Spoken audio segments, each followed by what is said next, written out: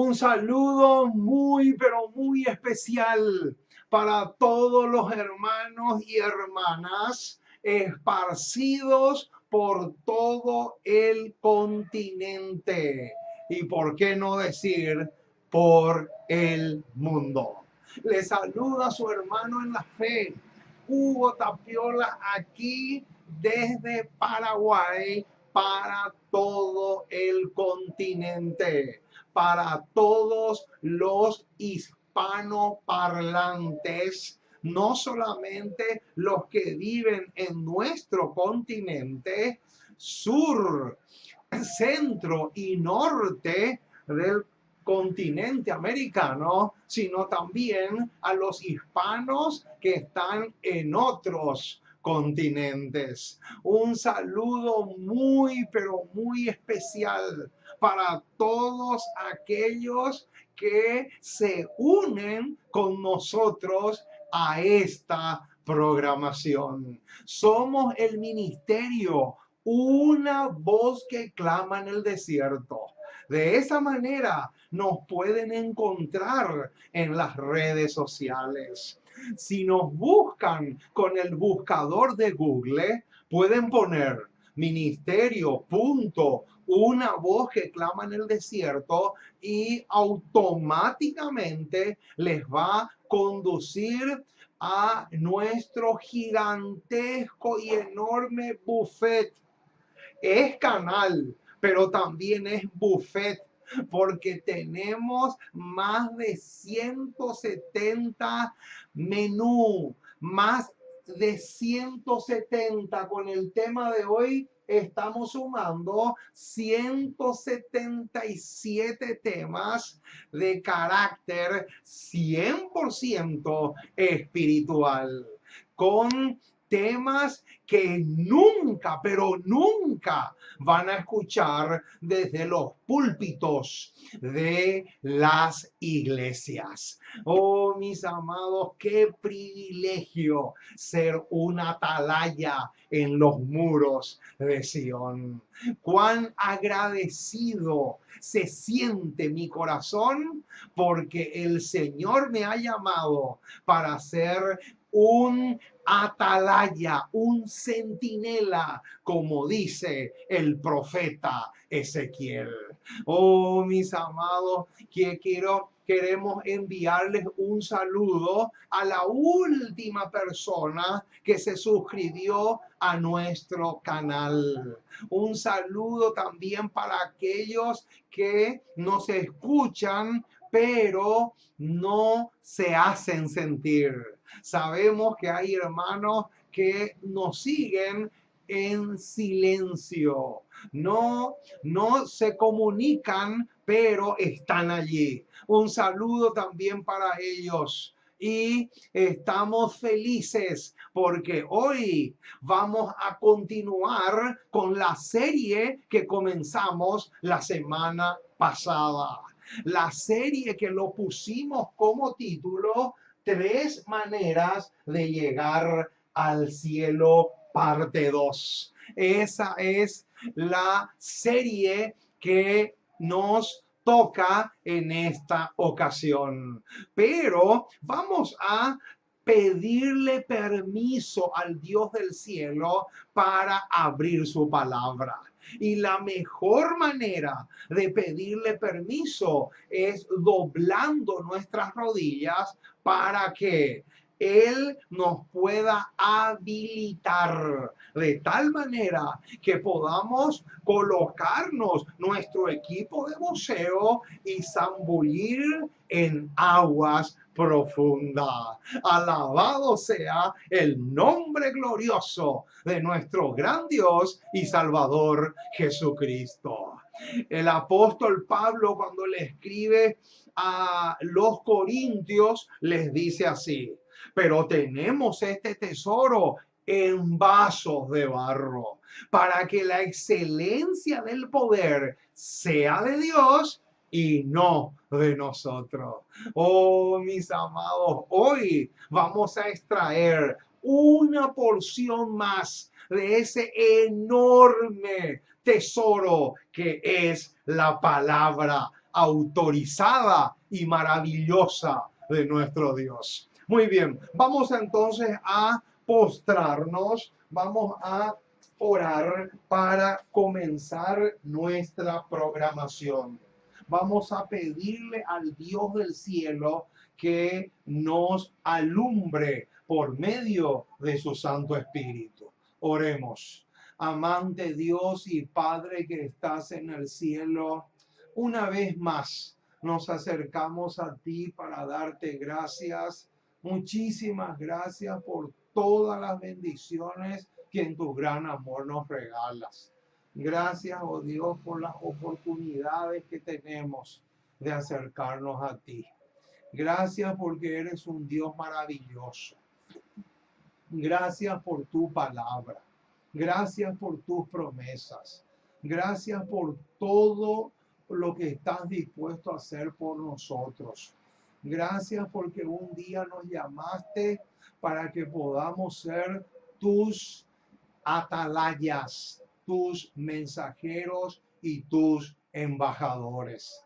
Y en esta hora queremos pedirte que te quedes con nosotros, porque vamos a estudiar tu palabra. Vamos a cavar y ahondar.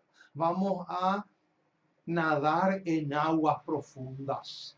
Y anhelamos, Señor, que el Espíritu Santo pueda grabar con letras de fuego en nuestros corazones estos temas tan fundamentales e indispensables para nuestro crecimiento en la fe. Oh Señor, oramos por todos aquellos que se unen con nosotros a esta programación, por aquellos que nos siguen y también por aquellos que lanzan sus tremendos misiles contra nosotros por nuestros enemigos, porque Jesús claramente dijo que debemos orar por ellos. Y te pedimos también por aquellas personas que están siendo usadas por Satanás para desacreditarnos o querer destruirnos, pero sabemos por tu palabra que mayor es el que está con nosotros que el que está con ellos. Por eso, Señor, te pedimos que seas con nosotros de una manera muy especial. También queremos orar por aquellos misioneros y predicadores que están en países donde no hay libertad de culto y que a riesgo de sus vidas están trabajando en esos países por tu causa. Que tú seas con ellos también de una manera muy especial. También por aquellos que están enfermos dentro de tu pueblo. Que tú seas también con ellos de una manera muy, pero muy marcada y muy especial. Y dejamos todo en tus manos.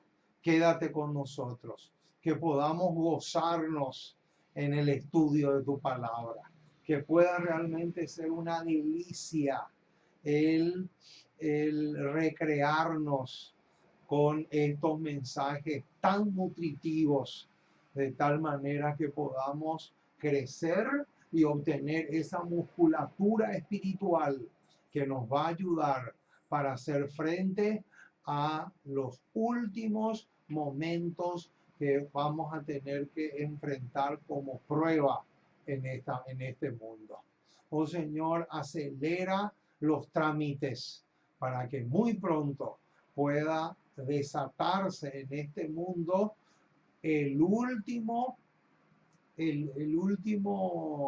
la última prueba que va a venir sobre este planeta.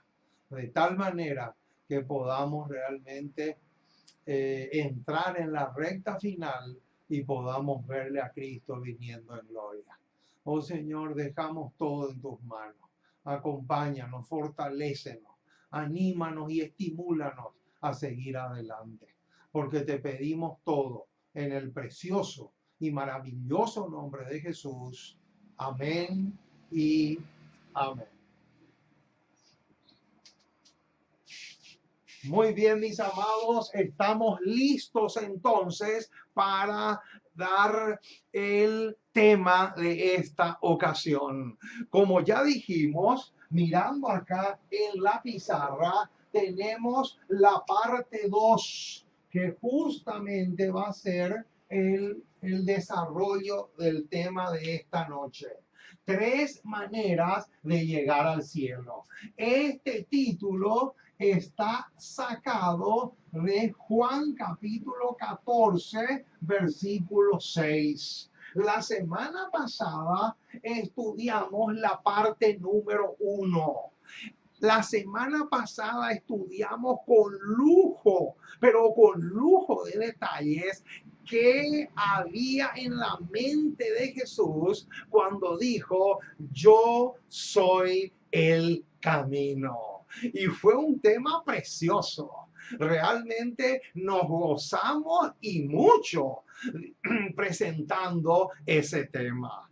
Pero hoy tenemos la parte 2, que es la continuación del anterior. Ahora, para comenzar, vamos a buscar en nuestras Biblias el pasaje de donde se desprende el tema de esta ocasión. Y es justamente el capítulo 14 del Evangelio según San Juan. En el versículo 5, vamos a leer el versículo 5 y el 6. Pero noten lo que dice el versículo 5, Juan 14, 5. Después que Jesús les habla a los discípulos que él iba a ascender al cielo a prepararle lugar o morada para ellos, uno de los 12, llamado Tomás, aparece en escena en el versículo 5. Y noten lo que dice el versículo 5. Le dijo Tomás, Señor, no sabemos a dónde vas. ¿Cómo pues podemos saber el camino? Ahí está.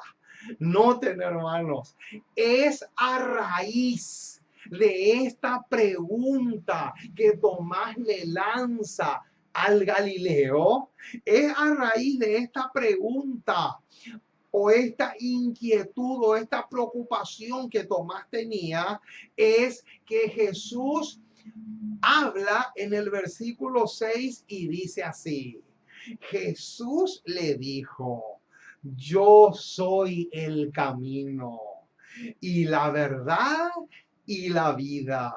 Nadie, absolutamente nadie viene al Padre si no es por mí.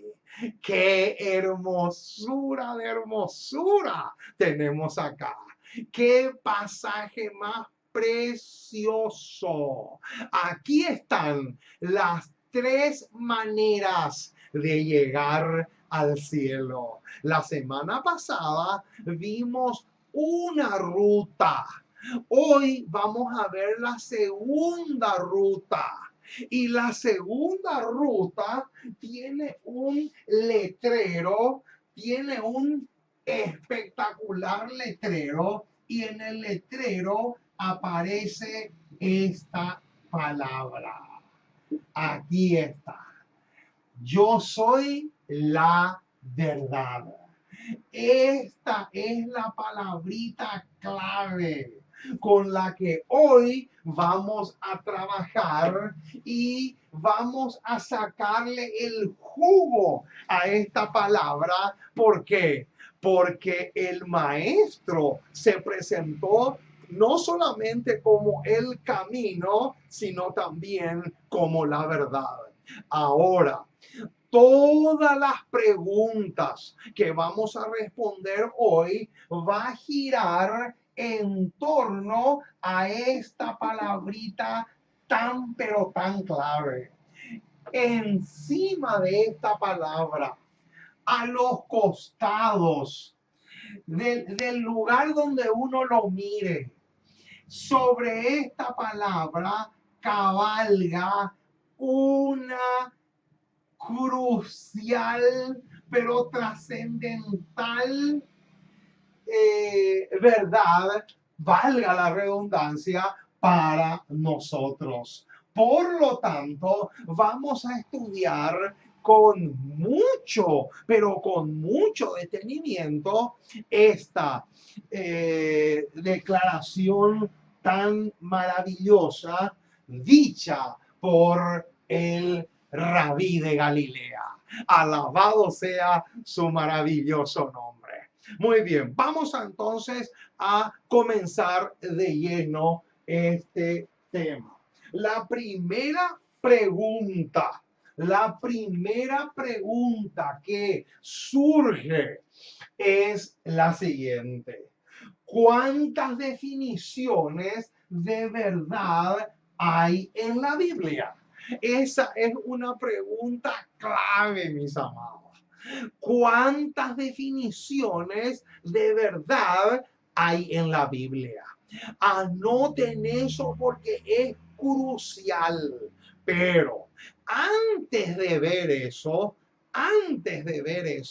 quiero decirles que Juan 14:6, donde aparece esta palabra verdad, lo tenemos que conectar con Juan capítulo 1, versículo 17. Noten, Juan 14:6 está emparentado con Juan capítulo 1, versículo 17. Y ahora vamos a ver por qué. Vamos a buscar este pasaje. Ahí, al comienzo mismo del Evangelio según San Juan, en el capítulo 1, noten lo que dice el versículo 17, mis amados. Belleza de bellezas, ricura de ricuras. Dice así el versículo 17 del capítulo 1 del Evangelio según San Juan. Pues la ley por medio de Moisés fue dada. Y ahora viene. Noten la hermosura con la que nos vamos a encontrar ahora. Pero la gracia y la verdad vinieron por medio de Jesucristo. Ahí está. Noten, hermanos, qué belleza. Noten qué preciosura es lo que tenemos acá. ¿Qué dice el versículo 17 de Juan 1? Dice que la ley por medio de Moisés fue dada, pero la gracia y la verdad vinieron por medio de Jesucristo. Ahí encontramos una conexión perfecta con Juan 14:6. Ahora, la pregunta que nos hicimos hace unos momentos fue esta. ¿Cuántas definiciones de verdad da la Biblia? ¿Cuántas definiciones de verdad da la Biblia? Esta pregunta es crucial, mi estimado. Así que anoten los 3 pasajes. 3 versículos vamos a usar para responder esta pregunta. Y vamos a buscar en nuestras Biblias, pero antes vamos a anotar aquí en la pizarra. En primer lugar tenemos Salmos 119, versículo 86. También tenemos Juan capítulo 17, versículo 17. Y también tenemos Salmos 119, versículo 160. Noten, hermanos, lo trascendental que es esto. Salmo 119, 86, Juan 17, 17 y Salmos otra vez 119, 160. Vamos a buscar estos tres pasajes porque son fundamentales. Es demasiado, pero demasiado clave lo que viene a continuación, mis amados. Por esa razón, les animo para que tomen nota, vayan tomando nota para que después puedan compartir estos mensajes con otras personas que no conocen nada de estas cosas. Muy bien, vamos entonces a comenzar con el versículo 86 del Salmo 119. Vamos a la primera definición que da la Biblia de lo que es verdad, para que podamos realmente entender cuáles son los pensamientos que pasaba por la mente de Jesús cuando él le dijo a Tomás en Juan 14:6 que él era la verdad. Noten lo que dice Salmo 119, versículo 86. Dice así: todos, noten esa palabrita, es clave y por algo está en plural. Todos tus mandamientos son verdad. Ahí está. Noten, hermanos, qué hermosura, qué pasaje más rico. Y termina diciendo, sin causa me persiguen, ayúdame. La primera parte es lo que nos interesa en esta ocasión. ¿Cuál es entonces la primera definición que da la palabra de Dios de lo que es verdad? El versículo 86 lo dice sin dejar una pizca de duda. El versículo 86 dice claramente que todos tus mandamientos son verdad. Mucho ojo, mi estimado hermano que me escuchas. ¿Sabes qué significa eso? Eso significa que de todos los mandamientos, que son 10, los 10 son verdad. Tú no puedes darte el lujo de decir que son 9 porque el cuarto mandamiento era para los judíos. No puedes darte el lujo de decir eso. Eso es una mentira satánica. ¿Por qué? Porque el versículo 86 dice claramente que todos los mandamientos son verdad. Así como suena, mi estimado hermano, es demasiado precioso y rico este versículo 86 que recién acabamos de ver. Ahora, pasemos al segundo pasaje que aparece en Juan 17, verso 17 también. Vamos otra vez al Nuevo Testamento para que podamos localizar este pasaje muy conocido, por cierto, pero precioso es el contenido que tiene. Dice así el versículo 17: santifícalos en tu verdad, tu palabra es verdad. ¡Qué hermosura, mis amados! Noten lo que dice. La segunda definición de lo que es verdad. Santifícalo en tu verdad. Tu palabra es verdad. ¡Qué tremendo, mis amados! Este pasaje tiene una lección demasiado grande para todos nosotros.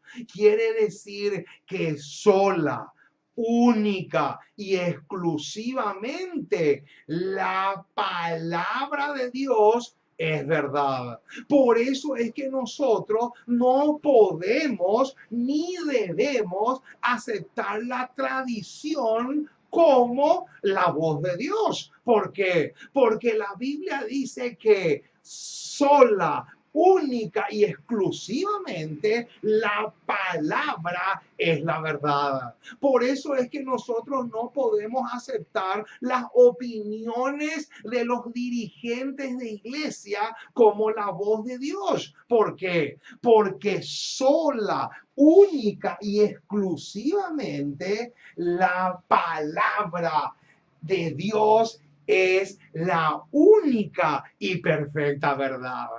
Qué tremendo, mis amados. Ahora se van a dar cuenta por qué el proverbista, el famoso escritor de proverbios, el rey Salomón, dijo lo que dijo en uno de sus proverbios. En uno de los proverbios que escribió. Noten lo que dice Proverbios capítulo 30, versículo 6. Tremendo pasaje, mis amados. Me viene ahora a la mente este pasaje porque sería lindo que lo comparen con Juan capítulo 17, versículo 17. Noten lo que dice el versículo 6 de Proverbios 30. No añadas, ahí está. Ojo con esa palabrita. Esa palabrita añadir es demasiado clave. Tiene un peso inmenso. No añadas a ¿qué dice? A sus palabras. Ahí está. No añadas a sus palabras para que no te reprenda y seas hallado mentiroso. Noten, hermanos, qué tremenda advertencia que encontramos aquí. Quiere decir entonces que según Salmo 119:86, los mandamientos y todos los mandamientos es la verdad. Pero según Juan 17:17, la palabra de Dios también es verdad. Ahora, nos queda por ver Salmo 119, verso 160. Vamos a buscar ese pasaje que también tiene una belleza indescriptible. Salmo 119, Salmo 119, versículo 160. Mucho, pero mucho ojo, mis amados, con este pasaje. Este versículo tiene un peso inmenso. Noten lo que dice el versículo 160 del Salmo 119. La suma, ojo con esa palabrita suma, la suma de tu palabra, ¿qué dice ahora? Es verdad. Noten, y eterno es todo juicio de tu justicia. La primera parte es lo que nos interesa ahora. ¿Qué dice la primera parte del versículo 160? La suma de tu palabra es que es verdad. Quiere decir entonces, mi estimado hermano, que aparte de Juan 17:17, que ya vimos que dice que la palabra de Dios es verdad, aparte de eso, tenemos también Salmo 119:160, que arroja luz sobre este pasaje, este versículo 17 de Juan capítulo 17. ¿Por qué?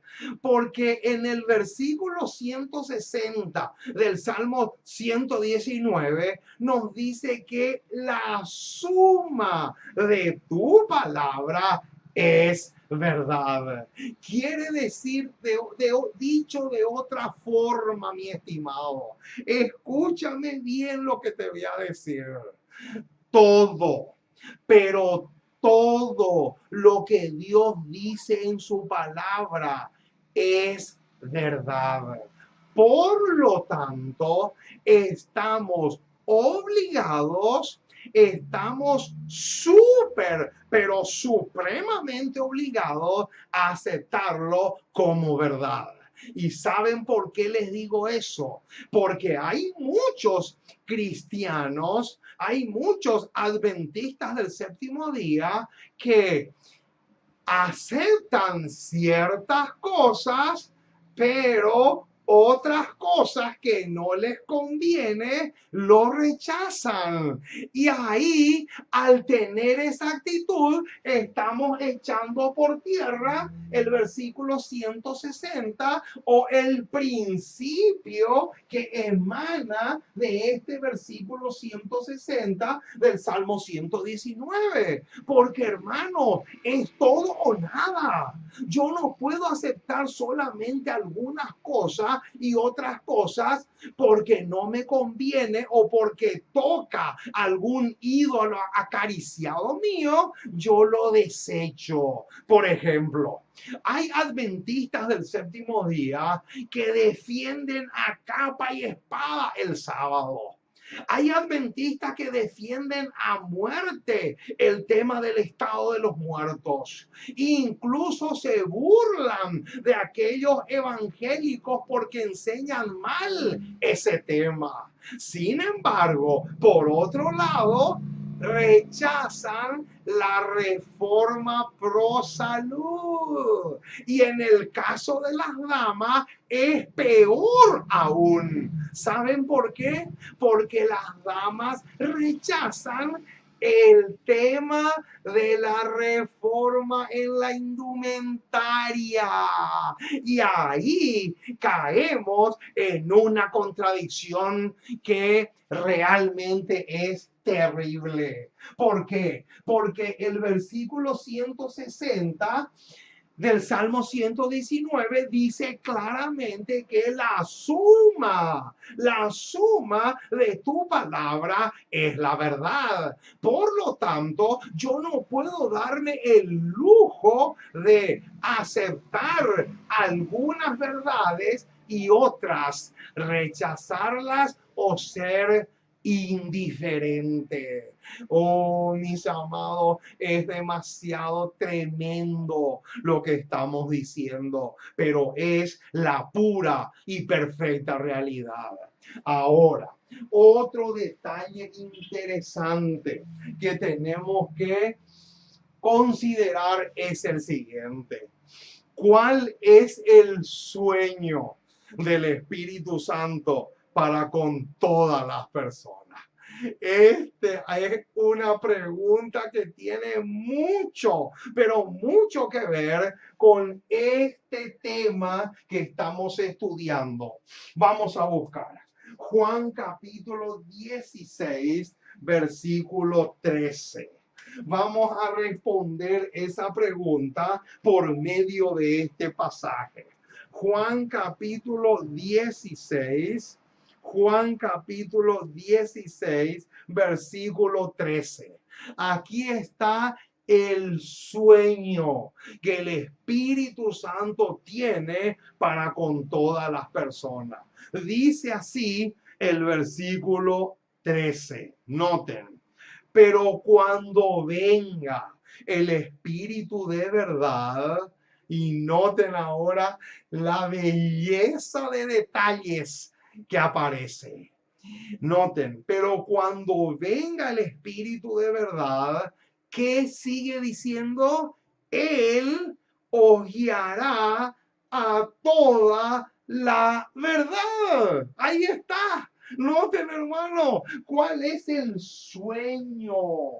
El sueño dorado que el Espíritu Santo tiene en mente para con todas las personas Dice claramente el versículo 13 que el Espíritu Santo anhela guiarles a todas las personas al conocimiento de la verdad. Noten, ese es un detalle crucial, mi estimado. Por esa razón es que el Espíritu Santo lucha, procura, trata por todos los medios de alumbrar las mentes de las personas. ¿Por qué? Porque Él quiere guiarlos a todos al conocimiento de la verdad. Qué hermosura es lo que estamos diciendo. Ahora, eso por un lado. ¿De qué se vale el Espíritu Santo para llevar a las personas al conocimiento de la verdad? Esta es otra pregunta que vale la pena que lo tengamos en cuenta. ¿De qué se vale el Espíritu Santo para guiarlos a las personas a toda verdad? Vamos otra vez al Antiguo Testamento porque allí nos vamos a encontrar con una belleza indescriptible de pasaje. Noten, Salmos 43, versículo 3. Ahí tenemos la respuesta a la pregunta que recién nos formulamos. ¿De qué se vale el Espíritu Santo para guiarlos a las personas a toda la verdad? La respuesta está en el versículo 3 y dice así: belleza de bellezas, ricura de ricuras. Dice, envía tu luz, ojo con eso, esa palabrita es clave, envía tu luz y ¿qué viene ahora? Y tu verdad. Ahí está. Estas me guiarán, me conducirán a tu santo monte y a tus moradas. Noten, hermanos, qué hermosura es lo que tenemos acá. Vamos a poner aquí en la pizarra cuáles son las dos cosas de las que se vale el Espíritu Santo para guiarnos o llevarnos a la verdad o a toda la verdad. De dos cosas el Espíritu Santo se vale. Número uno, de la luz. Y número dos, de la verdad. Aquí están las dos herramientas que el Espíritu Santo usa para conducirnos o llevarnos al conocimiento de la verdad. Por eso es que el salmista dice, envía, ¿qué cosa? Tu luz y tu verdad.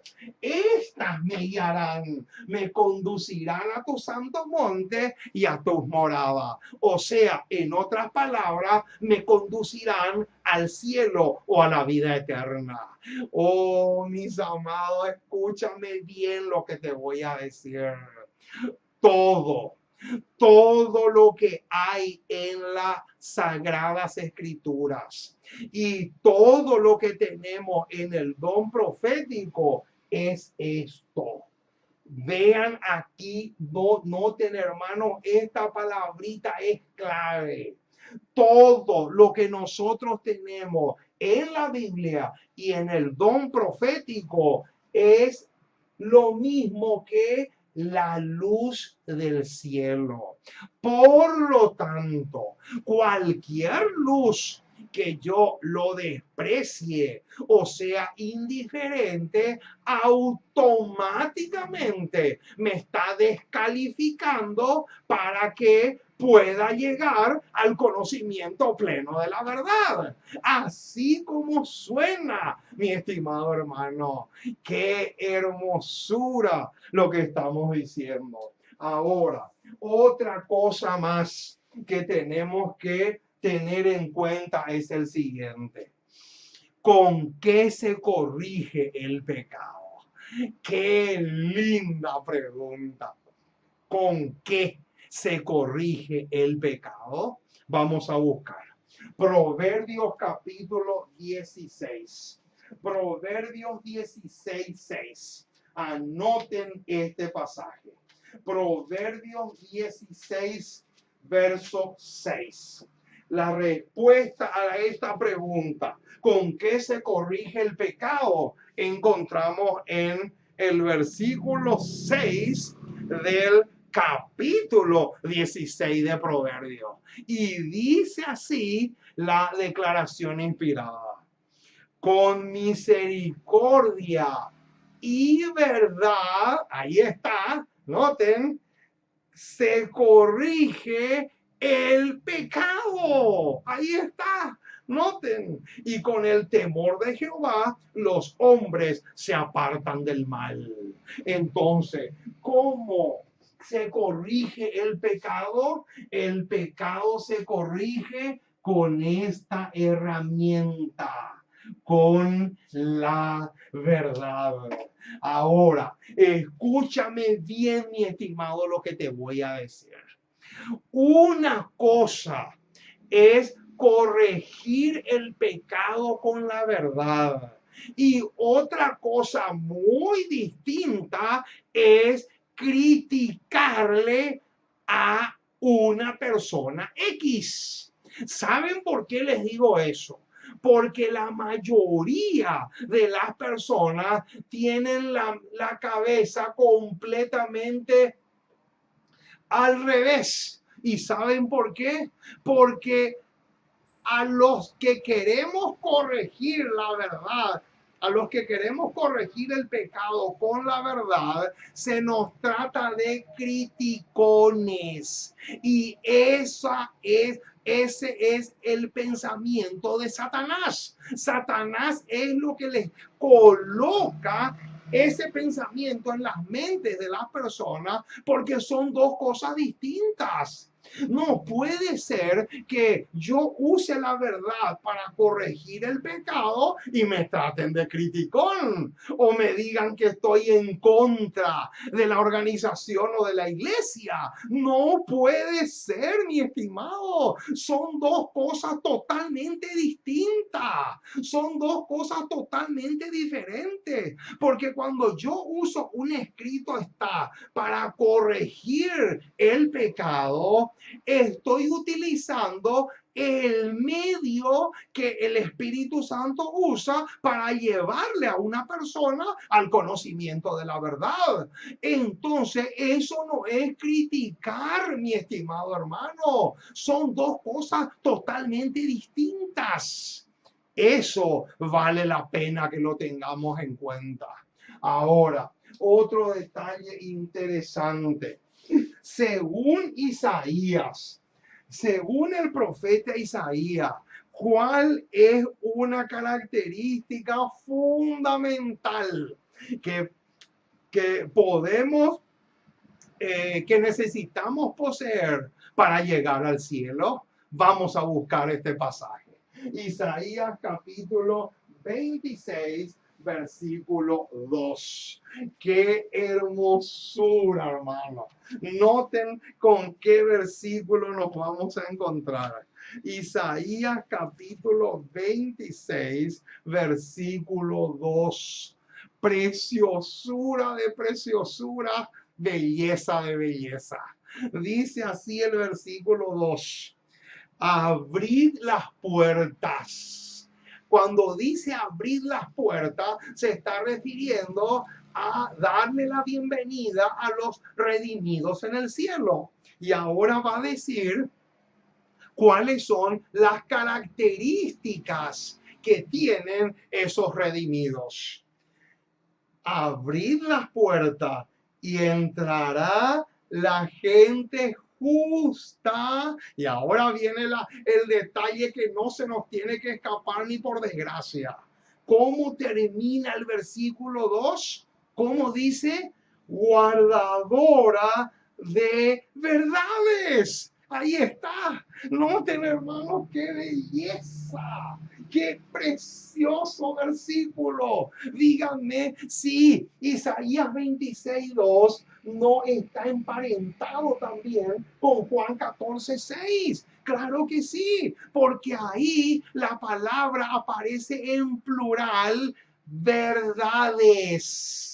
Por eso es que para mí el versículo 160 del Salmo 119 es clave, porque dice la suma de tu palabra es la verdad. O sea, o todo o nada. Pero yo no puedo darme el lujo de aceptar algunas verdades sí, porque me convienen, y otras verdades no, porque tocan algún ídolo acariciado. Mucho, pero mucho ojo, mi estimado hermano. Muchísimo ojo con eso, porque es un detalle demasiado, pero demasiado trascendental.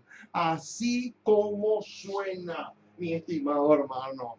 La última parte del versículo 2 de Isaías 26 dice: guardadores de verdades. Qué hermosura es eso. Ahora, ¿cómo Cristo iba a traer la justicia a este mundo? Esta es otra pregunta bastante interesante.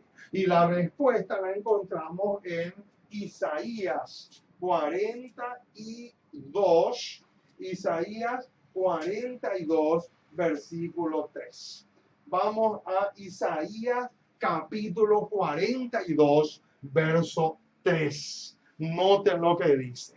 Este versículo nos va a decir cuál fue la herramienta que Jesús usó o iba a usar para traer la justicia a este mundo. Noten lo que dice el versículo 3. No quebrará la caña cascada, ni apagará el pábilo que humeare. Y ahora viene, por medio de la verdad traerá justicia. Ahí está. Noten, hermanos, ¿qué dice? Por medio de la verdad traerá justicia.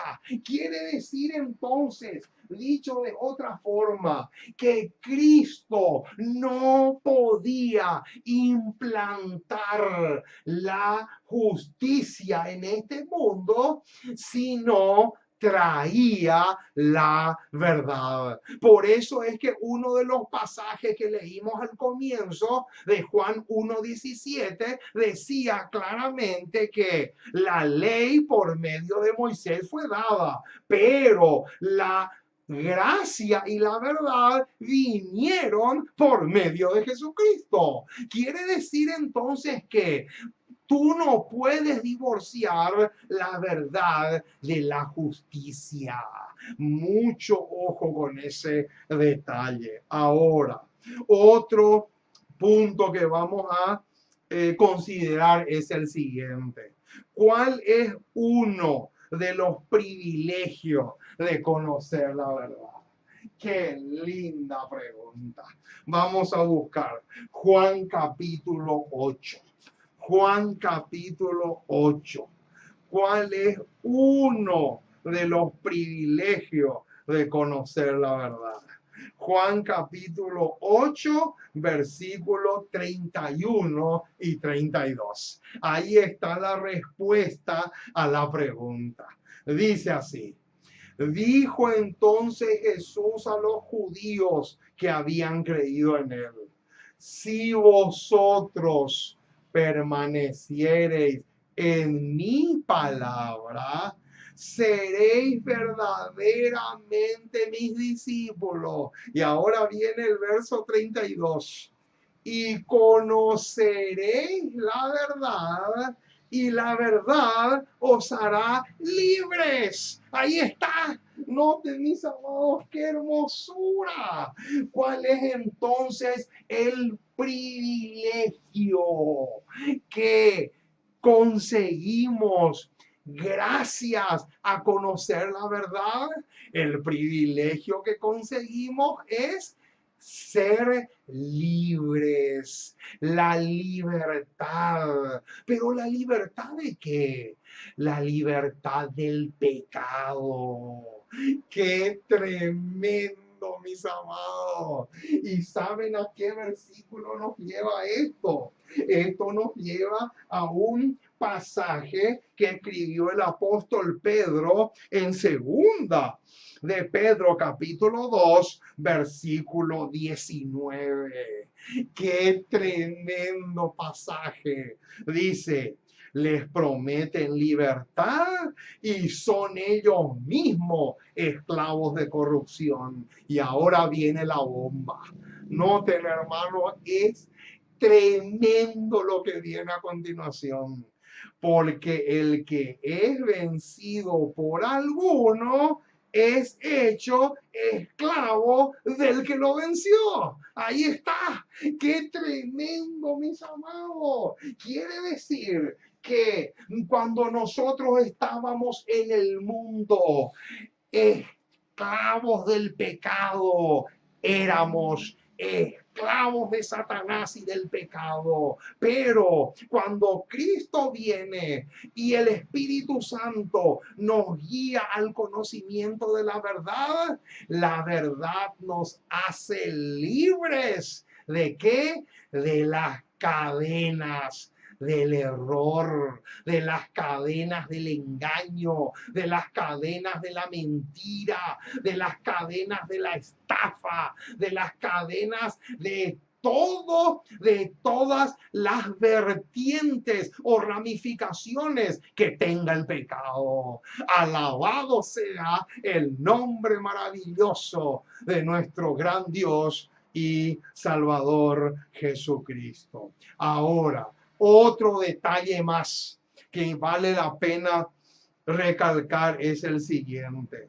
¿Cuál es la razón fundamental por la cual muchos no van a llegar al conocimiento de la verdad? ¡Qué linda pregunta! ¿Cuál es la razón fundamental por la cual muchos no van a poder llegar nunca al conocimiento de la verdad? Y la respuesta la encontramos en Segunda de Tesalonicenses. Segunda de Tesalonicenses, capítulo 2, versículo 10.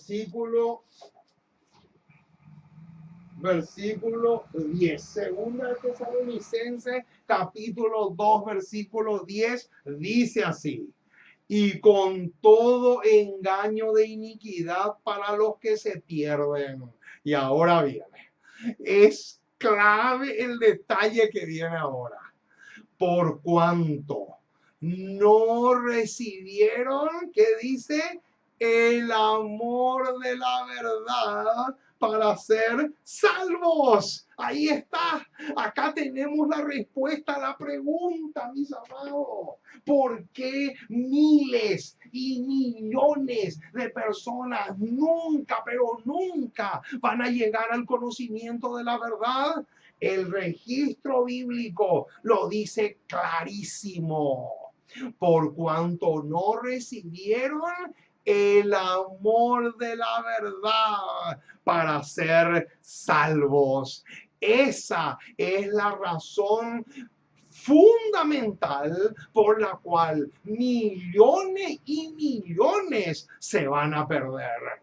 Qué tremendo lo que estamos diciendo. Ahora, ¿cuál es la piedra de toque para saber si estamos o no en la verdad? Esta es otra pregunta crucial, mi estimado.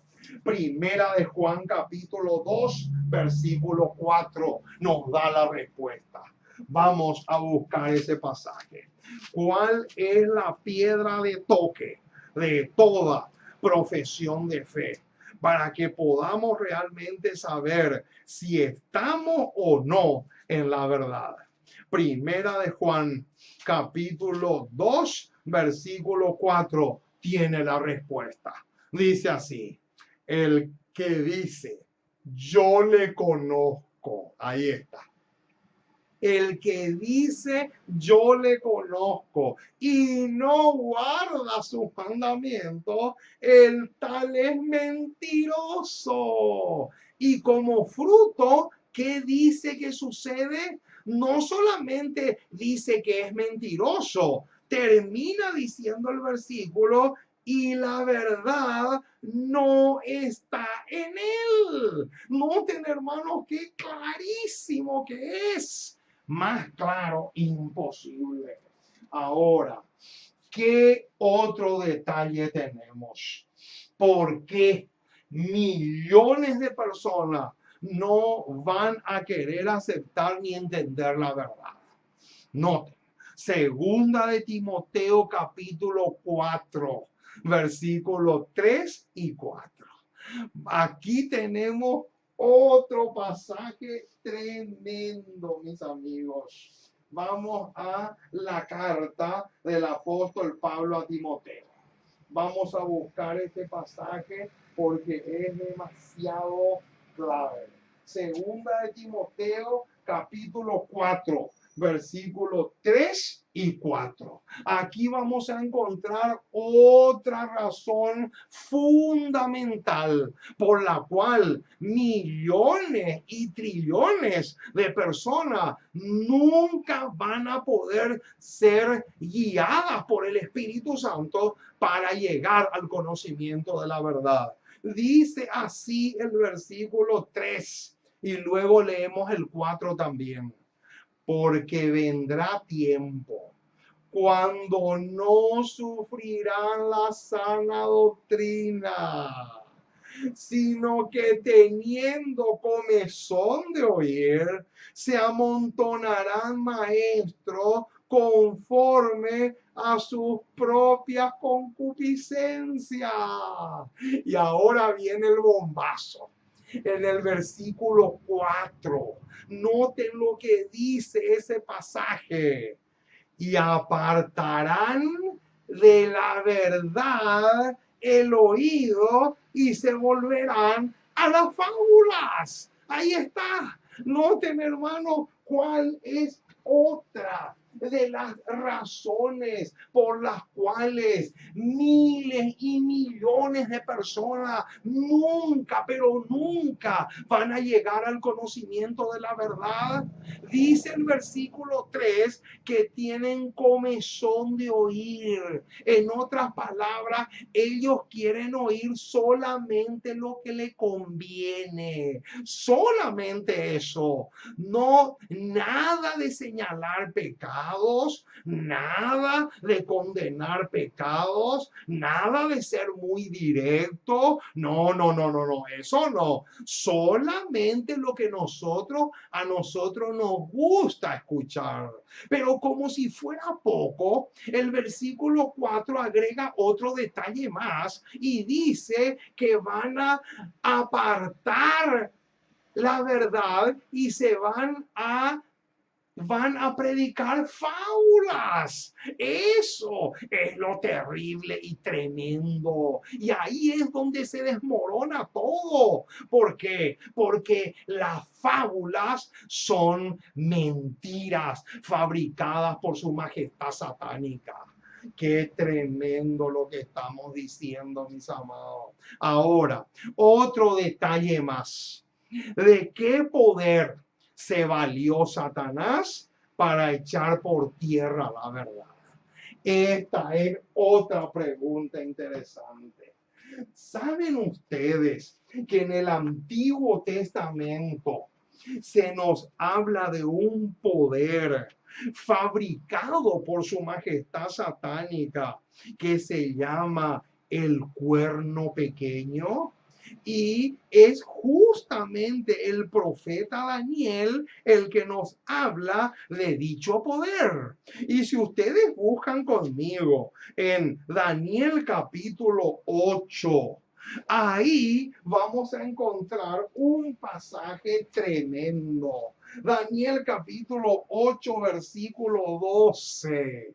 Aquí vamos a encontrarnos, mis amados, con un poder que en profecías bíblicas se le llama el cuerno pequeño. Y noten lo que dice el versículo 22. Daniel capítulo 8, versículo 22 dice así: y en cuanto al cuerno que fue quebrantado, y sucedieron 4 en su lugar.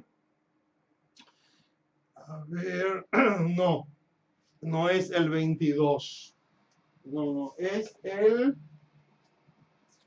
12, perdón, el 12. Daniel capítulo 8, versículo 12. Ahora sí, noten lo que dice el versículo 12 de Daniel 8. Y a causa de la prevaricación le fue entregado el ejército junto con el continuo sacrificio. Y ahora viene. Noten, hermanos, el detalle que viene ahora es clave. Y echó por tierra, ¿qué dice? Echó por tierra la verdad. Ahí está. E hizo cuanto quiso y prosperó. Oh, mis amados, aquí tenemos un detalle que tiene un peso enorme. El cuerno pequeño que menciona Daniel es el mismo que en Apocalipsis 13 se le llama la bestia que sube del mar. El cuerno pequeño, la bestia que sube del mar, el hombre de pecado que menciona Pablo en la carta a los de Tesalónica, y el hijo de perdición que Jesús menciona en Juan capítulo 17, son 4 nombres distintos que describen el mismo poder, o sea, el papado. El papado, el poder papal, es el representado por el cuerno pequeño de Daniel y la bestia de Apocalipsis 13 que sube del mar.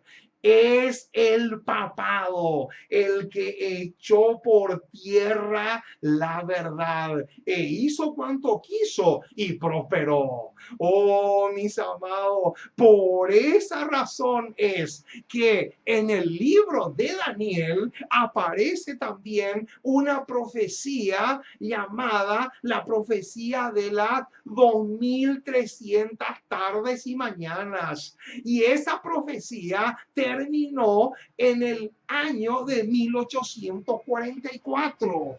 Y después de esa fecha, después de 1844, Dios iba a levantar un pueblo con el propósito de restaurar las verdades que el cuerno pequeño había echado por tierra. Oh, mis amados, qué tremenda la obra maravillosa que Dios iba a hacer en pro y en favor de la verdad. Alabado sea el nombre del Señor por eso. Ahora, otro detalle más. ¿Cuál es la técnica que Satanás usa para que el error parezca verdad? Esta es otra pregunta interesantísima, mi estimado. Noten lo que dice. Esta cita que les voy a leer a continuación está extraída del libro Evangelismo, página 428, uno de los libros del don profético. Y dice así: el error no puede permanecer solo. ¿Cómo? Noten, hermanos, esta declaración es tremenda. El error no puede permanecer solo y pronto se extinguiría si no se fijara como un parásito en el árbol de la verdad. Noten, hermanos, ¿qué hace el error? dice que el error, como un parásito, se aferra del árbol de la verdad. Y noten cómo sigue diciendo, el error se nutre de la verdad. Ahí está. Qué tremendo detalle. ¿De qué se nutre el error? Noten, el error se nutre de la verdad de Dios. Satanás afirma su posición mediante sus falsas doctrinas y así cautiva la mente de las personas. Qué tremenda cita, mis amados. Aquí vemos cómo es que el error dice que no puede permanecer solo, se tiene que aferrar de la verdad. Por eso es que Satanás mezcla el error con la verdad. Esa es una de las técnicas que utiliza. Ahora, ¿en qué condición tiene que estar la verdad para que cumpla el propósito divino? Qué interesante esta pregunta. La respuesta la encontramos en Evangelismo, página 112, y dice así: es la verdad desnuda. ¿Cómo? Noten, es la verdad desnuda la que como una espada afilada corta de ambos lados. Ahí está. Noten, hermanos, ¿qué dice? ¿En qué condición entonces tiene que estar la verdad para que pueda realizar una labor tremenda? Dice ahí que es la verdad desnuda la que corta como espada de dos filos. En otras palabras, mi estimado, no se puede ocultar la verdad. La verdad tiene que ser presentada en toda, pero en toda su claridad. No podemos esconder ni tapar. Ahora, ¿cuál es la única manera de glorificar a Dios? Noten, hijos e hijas de Dios, página 198 nos da la respuesta a esta pregunta. Nunca debemos claudicar del menor punto de la verdad. Noten, hermanos, qué declaración más espectacular. Nunca, pero nunca debemos claudicar del menor punto de la verdad. ¿Por qué? Porque solo manteniendo la verdad pura y sin adulteración, podremos honrar y glorificar a Jesús. Ahí está. Noten, hermano, cuál es la única manera en que nosotros podemos glorificar a Dios. Acá lo dice clarito, manteniendo la verdad como pura y sin adulteración. Subrayen eso porque tiene un peso gigantesco.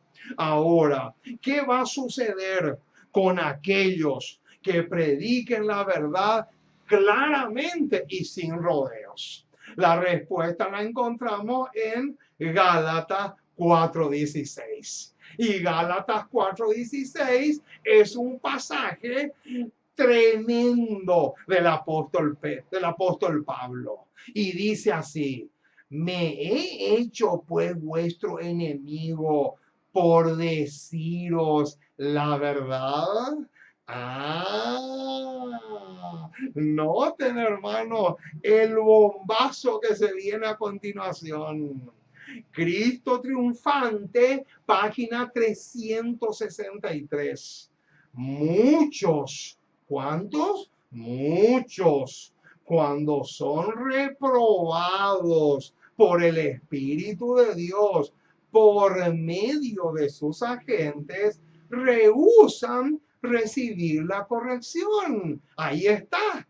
¿Qué es lo que sucede, hermano, cuando cuando se le quiere corregir o enderezar la cabeza espiritualmente hablando a un hermano, rehúsan la corrección. Pero no solamente eso, va más allá la cosa. Sigue diciendo, hay hombres que enseñan la verdad, pero que no están perfeccionando sus caminos delante de Dios y que tratan de esconder su deserción.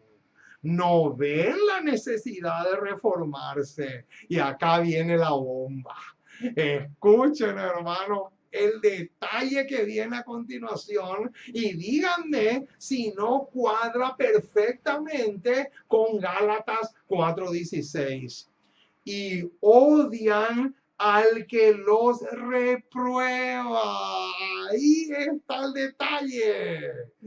Satanás hace de ellos los peores enemigos de los que le han dicho la verdad. Ahí está. Noten, hermanos, qué bombazo que encontramos acá. Acá dice claramente que cuando un hermano le reprende, le quiere corregir al otro, automáticamente la persona le mira con odio al que le dijo la verdad. Y Satanás coloca en la mente de esa persona enemistad, odio contra aquella persona que le reprendió él por su pecado. ¡Qué impresionante! Automáticamente esa persona se convierte en enemigo de la persona que le reprendió. Ahora, aparte de aceptar la verdad, ¿qué otro elemento es indispensable? Noten, Evangelismo, página 237, dice así: muchos aceptan la verdad sin cavar hondo para comprender sus principios fundamentales. Aquí tenemos otra tragedia, mis amados, que ocurre y seguirá ocurriendo en todas las iglesias. Muchos dicen que aceptan la verdad, pero no profundizan, no cavan suficiente. Y noten qué sucede. Y cuando ella encuentra oposición, se olvidan de los argumentos que la sostienen. Ahí está. Se dan cuenta, hermano, que no alcanza solamente con aceptar la verdad, sino que aparte de eso tenemos que cavar y ahondar, así como suena. ¿Por cuál experiencia deben pasar los que reciben la verdad? Otra pregunta interesante. Evangelismo, página 237, nos da la respuesta. A menos que los que reciben la verdad se conviertan cabalmente, ojo con ese detalle, ¿qué dice? Conversión cabal. A menos que haya un cambio radical en la vida y el carácter, no soportarán la prueba. Más claro imposible, mi estimado. Más claro que esto es completamente imposible. Quiere decir entonces que si nosotros aceptamos la verdad en la teoría, Pero en nuestra vida no hay una reforma, no hay un reavivamiento, no hay un cambio en todos nuestros estilos de vida. Quiere decir entonces que la verdad se quedó en el atrio. Qué tremendo lo que estamos diciendo. Ahora, ¿qué mensaje tiene el Espíritu Santo para todos aquellos que dicen que no se puede obedecer la verdad debido a las muchas dificultades que acarrea? ¿Sabían ustedes, hermanos, que hay miles, pero miles de cristianos que dicen que no se puede obedecer toda la verdad por la cantidad de problemas que esto acarrea? Para aquellos que piensan así, el Espíritu Santo tiene un mensaje espectacular y se encuentra en la matutina Semejantes a Jesús, página 200, y noten cómo dice: podemos estar rodeados por dificultades que nos parecen insuperables. ¿Cómo podemos estar? Podemos estar rodeados por dificultades o circunstancias extremadamente insuperables. Y por causa de ellas podemos tratar de excusarnos de obedecer la verdad. Pero, acá viene el pero no podemos ofrecer una excusa razonable. Poder hacerlo significa demostrar que Dios es injusto al imponer condiciones de salvación que sus hijos no sean capaces de cumplir. ¡Qué tremendo, mis amados! Quiere decir, dicho de otra forma, cada vez que una persona o un cristiano dice que no se puede obedecer toda la verdad, le está tratando a Dios de mentiroso. Eso es lo que dice, en otras palabras, la cita que acabamos de leer. Oh, mis amados, qué tremendo el estudio que hemos hecho en esta ocasión. Que Dios les bendiga rica y abundantemente. Un gozo enorme fue para mi corazón compartir con ustedes este segundo tema de esta serie sobre Juan 14, verso 6. Que Dios les bendiga rica y abundantemente. Y vamos a orar para pedirle al Dios del cielo que pueda grabar con letras de fuego en nuestras mentes este tema. Oremos. Amoroso Dios, Padre Celestial, una vez más nos acercamos a ti. Queremos agradecerte muchísimo. Muchísimo, muchísimo te agradecemos por tu palabra. Gracias por esta serie de temas que estamos estudiando. Gracias, Señor, porque eres maravilloso, porque eres un Dios extraordinario, un Dios excepcional. Gracias por tu palabra. Gracias por estos temas que nos permites grabar para compartir con otros hermanos en diferentes países. Oh Señor, te pedimos que el Espíritu Santo pueda grabar en nuestras mentes estas verdades de origen celestial que semana tras semana, por tu gracia, lo estamos estudiando.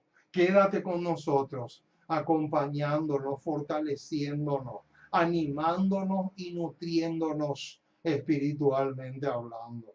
Nos sometemos a ti por completo, en el nombre maravilloso de nuestro Señor y Salvador Cristo Jesús. Amén y amén.